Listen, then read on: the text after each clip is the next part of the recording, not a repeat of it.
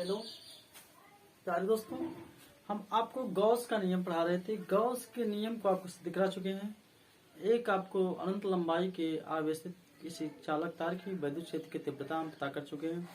और जो आपका दूसरा इसका अनुप्रयोग है, दूसरा अनुप्रयोग ये है, अनंत विस्तार के समरूप आवेशित कुचालक चादर के लिए विद्युत क्षेत्र हमें ज्ञात करना है। इसको इंग्लिश में बोलते हैं intensity of electric field due to an infinite plane charge non conducting plates. तो हम सबसे पहले, जब भाई ये क्या कह रहा है, अनंत विस्तार का आवेशित अचालक चादर, तो हमें सबसे पहले अनंत विस्तार का क्या लेना पड़ेगा, आवेशित चादर लेना पड़ेगा। मान लीजिए हम अनंत विस्तार का एक आवेशित चादर लेते हैं, उसका क्षेत्रफल हमें कुछ मानना पड़ेगा, सॉरी, और उसका क्षेत्रफल आप और उसका सरफेस आप यस मानिए और उसका क्षेत्रफल ए मानिए, उसको मानना पड़ेगा। उसके बाद मान लीजिए वह क्या प्लस क्यू आवेश से क्या है, आवेशित हुए, और उसके बाद मान लीजिए उसका घनत्व क्या है, सिग्मा है। क्या है, सिग्मा है। तो देखिए हम आपको बताने की कोशिश कर रहे हैं। देखिए सबसे पहले हम अनंत विस्तार का एक चादर ले रहे हैं। देखिए आपका एक अनंत विस्तार का क्या है, आपका एक चादर है। अनंत विस्तार का मान लीजिए आपका एक चादर है। देखिए अनंत विस्तार का आपका क्या है, एक चादर लेनी है। ये क्या है, अनंत विस्तार का आपका क्या एक चादर है। मान लीजिए ए है, इधर का आपका क्या है, बी है। एक अनंत विस्तार का आपका क्या है, चादर है। मान लीजिए क्या प्लस क्यू आवेश से क्या है, आवेशित है। तो मान लीजिए पूरे जितना भी आपका है प्लस क्यू आवेश से क्या है, आवेशित है। प्लस क्यू आवेश से क्या है, आवेशित है।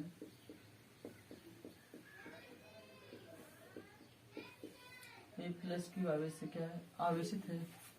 मान लीजिए इसका घनत्व क्या है, सिग्मा है। क्या है, सिग्मा है। इसका घनत्व क्या है, सिग्मा है। देखिए जब लाइन रहता है, मतलब कोई रेखा रहता है, लाइन रहता है, तो उसमें आपका रेखीय घनत्व लगता है।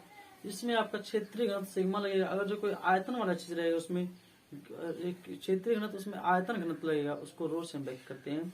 इसमें आपका क्षेत्रीय घनत्व लगेगा, इसलिए इसको हम क्या कहें, सिग्मा से व्यक्त करें। ठीक है। उसके बाद देखिए अब क्या करते हैं। मान लीजिए हम यहाँ पे छोटा सा क्या लेंगे, एक छोटा सा क्या लेंगे, क्षेत्रफल लेते हैं। छोटा सा एक सरफेस लेते हैं। जब आप छोटा सा सरफल लेंगे तो इसके बीच में हम क्या बना दे, गॉसियन पृष्ठ बना दे। क्या बना दे, गॉसियन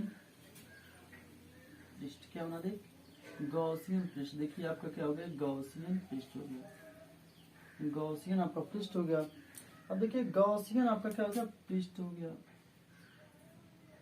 ये आपका क्या है, गॉसियन पृष्ठ हो गया। मान लीजिए आपका ए है, आपका बी है, ये आपका सी है, आपका क्या है, डी है। समझ में आ गया। अब यहाँ पे छोटा सा आप क्षेत्रफल लिए हैं। मान लीजिए आप यस है, छोटा सा क्षेत्रफल आपका यस है, इसको हम छोटा भी मान लें, पूरे के लिए है।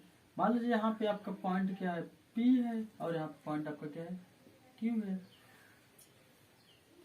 हम मान लीजिए यहाँ पे पॉइंट आपका क्यू है, यहाँ दोनों को हम पी पी मानते हैं। यहाँ पे हम मान लीजिए यहाँ का छोटा सा क्षेत्रफल है, क्या है, डीएस है। क्या है, डीएस है।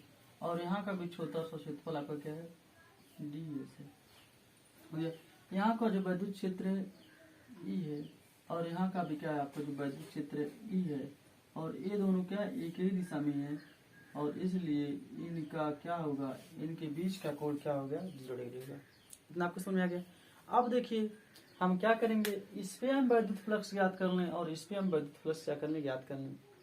दोनों पर हम क्या करते हैं, विद्युत फ्लक्स क्या कर लें, हम ज्ञात कर लें। तो लिखेंगे कैसे, मान लीजिए आपका ए बी आपका क्या है, एक अनंत विस्तार लंबाई का क्या एक आपका चालक है, चालकतार है, चालकतार है, जो क्या प्लस क्यू आवेश से क्या आवेशित है, जिसका घनत्व क्या है, सिग्मा है। और हम क्या करते हैं, इसके बीच में हम छोटा सा क्षेत्रफल एस लेते हैं, और उससे हम क्या करते हैं, एक गॉसियन पृष्ठ बनाते हैं, जैसे चित्र में क्या प्रदर्शित है। जो चित्र में आपका क्या है, दोनों सतहों पर पी और क्यू के स्थान पे क्या है, जो छोटा छोटा क्षेत्रफल लिया गया है, डीएस और ई है। इन दोनों का दिशा क्या सेम टू सेम है। इधर भी डीएस और इन दोनों का दिशा क्या है, सेम टू सेम है। तो हम क्या करेंगे, इसी पे हमें क्या करना, विद्युत फ्लक्स का मान ज्ञात करना है। तो विद्युत फ्लक्स देखिए उस बिंदु पर ए बी सी डी पे आपका क्या होगा, जो विद्युत फ्लक्स होगा A B C D, A B C D पर विद्युत फ्लक्स आपका क्या होगा, विद्युत फ्लक्स मान लीजिए जो आपका विद्युत फ्लक्स होगा क्या, फाई है। तो छोटे के लिए छोटा सा होगा, तो छोटे के लिए छोटा सा लेकर हम क्या करेंगे, उसका समाकलन कर दीजिए। मान लीजिए कि ई इंटू डी एस हो गया कि नहीं, डी एस कास थीटा, यहाँ पे प्लस हो गया E D S cos theta, हो गया ना। देखिए यहाँ पर भी निकाल दिए, यहाँ पर भी निकाल दिए। अब देखिए E D S cos theta, E D S cos theta, देखिए इन दोनों के बीच का कोण क्या है, थीटा बराबर है आपका क्या है, यहाँ पे 0 डिग्री है। तो ई डी एस कास 0 लिख लीजिए, ई डी एस कास 0 प्लस ई डी एस कास 0। कास 0 का मान कितना होता है, 1 होता है। तो 1 में किसी संख्या से गुणा करेंगे तो कोई परिवर्तन नहीं होगा। कास 0 डिग्री बराबर 1 होता है। तो फाई ई बराबर आपका हो गया, फाई बराबर हो गया 2 E S E D S का सॉरी ई डी एस, क्यों, क्योंकि देखिए यहाँ पर भी 1 हो गया, यहाँ पर भी 1 यहाँ पे ई डी एस को जोड़ेंगे 2 ई डी एस हो गया, समझ में आ गया। अब देखिए अब क्या करते हैं, हम क्या कीजिए, मान लीजिए आप विद्युत क्षेत्र जो है हर एक जगह क्या समान है, विद्युत क्षेत्र आपका एक तरीके से क्या है, कांस्टेंट वैल्यू है। तो कांस्टेंट वैल्यू को हम क्या करें, समाकलन से क्या कर लेंगे, बाहर ले लेंगे, और आपका बचेगा क्या, डीएस बचेगा। आपके पास देखिए क्या हो गया, 2 ई डी एस। अब देखिए छोटा सा क्षेत्रफल छोटा, देखिए यहाँ छोटा सा क्षेत्रफल लिए हैं, यहाँ पर हम छोटा सा क्षेत्रफल है, छोटे छोटे क्षेत्रफल को जोड़ेंगे तो बड़ा सा सबसे बड़ा क्षेत्रफल मिल जाएगा, यानी बड़ा सा सबसे बड़ा क्या सरफेस मिल जाएगा। वो जो बड़ा आपका पूरा सरफेस है वह क्या आपका एस है, तो इसका हम समाकलन करेंगे तो आपका क्या जाएगा 2 ई एस, हाँ ई बराबर क्या होगा 2 ई एस, इसका आप समीकरण 1 मान लीजिए, समझ गया। अब देखिए आप क्या जानते हैं, गॉस का प्रमेय क्या होता है। गॉस का प्रमेय क्या होता है, किसी बंद पृष्ठ से गुजरने वाले कुल विद्युत फ्लक्स, उसमें उपस्थित कुल आवेश का 1/एप्सिलॉन गुना होता है। तो गॉस का प्रमेय से या गॉस के नियम से क्या होता है, गॉस का नियम क्या कहते हैं, गॉस के प्रमेय से गॉस के नियम से हाई बराबर होता है क्यू बाई एप्सिलॉन नॉट होता है कि नहीं, क्यू बाई एप्सिलॉन नॉट। इसको आप क्या कीजिए, समीकरण 2 मान लीजिए। समीकरण और 1 और 2 से क्या कर लीजिए, तुलना कर दीजिए। समीकरण 1 और 2 से तुलना करने पर समीकरण 1 और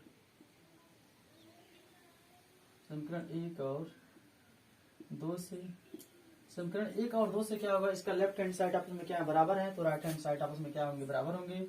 तो क्यू बाई एप्सिलॉन नॉट बराबर 2 ई एस हो गया कि नहीं, हो गया 2 ई एस, 2 ई एस समझ में आ गया,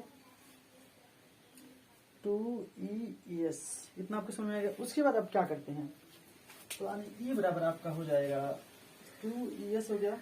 चलिए ई का मान आप यहाँ से निकाल लीजिए। यस आपका क्या सरफेस है, तो सरफेस को आपको हम बता रहे हैं कैसे इसको करेंगे। देखिए 2 ई एस हो गया। अब देखिए 2 ई एस हो गया, इसको आप समीकरण कितना मान लीजिए, 3 मान लीजिए, इसको समीकरण मान लीजिए 3। देखिए आपको बताएंगे रेखीय घनत्व, क्षेत्रीय घनत्व और क्या है आपका आवेश घनत्व। देखिए रेखीय घनत्व आपका क्या होता है, रेखीय घनत्व आपका लैम्डा बराबर क्यू बाई एल होता है। क्षेत्रीय घनत्व आपका सिग्मा बराबर हो जाएगा क्यू बाई एस, क्या हो जाएगा सिग्मा, क्षेत्रीय घनत्व सिग्मा बराबर क्यू बाई क्या हो जाएगा, एस हो जाएगा। देखिए अब देखिए क्षेत्रीय घनत्व हम जानते हैं, हम जानते हैं सिग्मा बराबर क्यू बाई एस। सरफेस लिया गया, क्षेत्रफल लिया गया होता तो ये होता, तो क्यू बराबर क्या होगा सिग्मा एस, हो गया ना। क्यू का मान हम क्या करते, समीकरण 3 में क्या कर दे, रख दें क्यू का मान समीकरण 3 में रखने पर, जब आप समीकरण 3 में क्या कर देंगे, इसका मान रख देंगे, तो आपके पास आएगा क्या, sigma S by epsilon not बराबर 2 ई एस। यस को हम क्या कर दें, काट दें, तो आ जाएगा आपका सिग्मा बाई एप्सिलॉन नॉट बराबर 2/E हो गया। तो आपका E बराबर क्या हो जाएगा, E बराबर आपका हो गया सिग्मा/2 एप्सिलॉन, सिग्मा/2 एप्सिलॉन।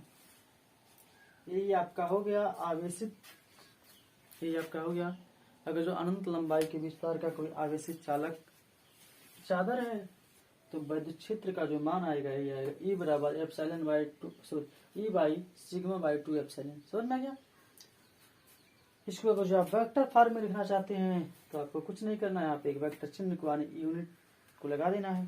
ठीक, अब देखिए एक बार और समझ जाइए। आपका मान लीजिए ए बी क्या है, आपका एक अनंत लंबाई का विस्तार का एक चालक तार है जो प्लस की आवेश से आवेशित है, जिसका घनत्व क्या है, रो है, और जिसका पूरा सरफेस क्या है, यस है।